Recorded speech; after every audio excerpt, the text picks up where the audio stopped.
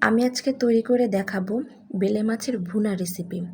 অনেকের কাছে এই মাছটা বাইলা মাছের নামেও পরিচিত। মাছটা নরম ও কাটা কম হওয়াতে সবাই খেতে পছন্দ করে। আমি খুব সহজভাবে এই বেলে মাছের ভুনা কিভাবে রান্না করি সেটা আপনাদের দেখাবো।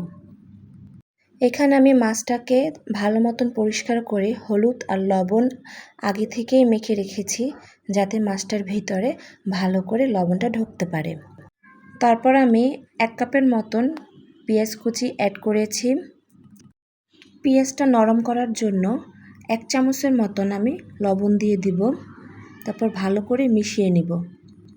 যেহেতু ভুনা রান্না করব তাই একটু বেশি পেঁয়াজ নিয়েছি, আর পেঁয়াজ কুচির বদলে পেঁয়াজ বাটাও অ্যাড করতে পারেন।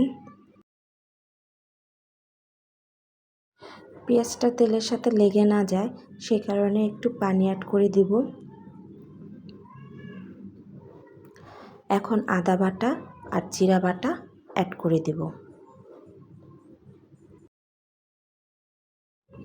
এখন আদা বাটা আর জিরা বাটা ভালো করে মিশিয়ে নিব যতক্ষণ পর্যন্ত এদের কাঁচা গন্ধটা না চলে যাচ্ছে।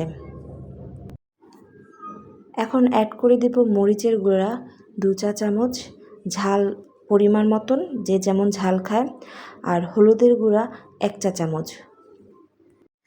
সব গুঁড়া মশলা এখন একবার একটু কষিয়ে নিব।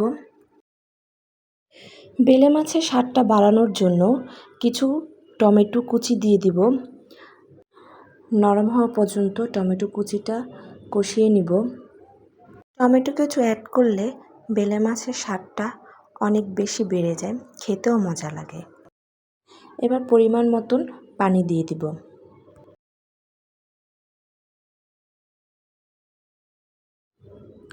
এখন অ্যাড করে দিব 2-3টা মাঝখান থেকে ফাড়া কাঁচামরিচ।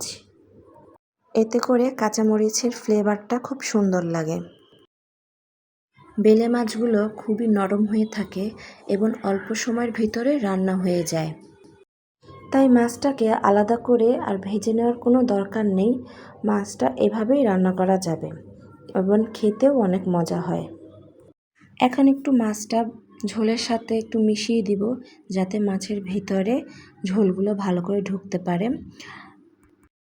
আর আমি ঢাকনা দিয়ে 5 থেকে 6 মিনিট রেখেছি যাতে মাছটা সেদ্ধ হয় ভালো।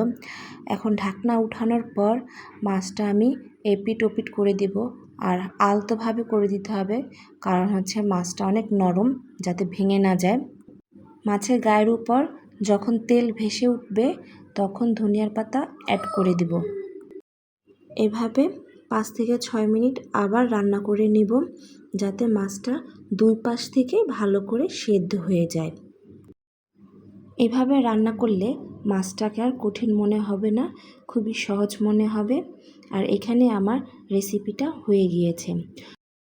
তো আশা করছি আজকের ভিডিওটা আপনাদের কাছে ভালো লেগেছে। আর যদি ভালো লেগে থাকে একটু লাইক কমেন্ট করে দিবেন। আল্লাহ হাফেজ।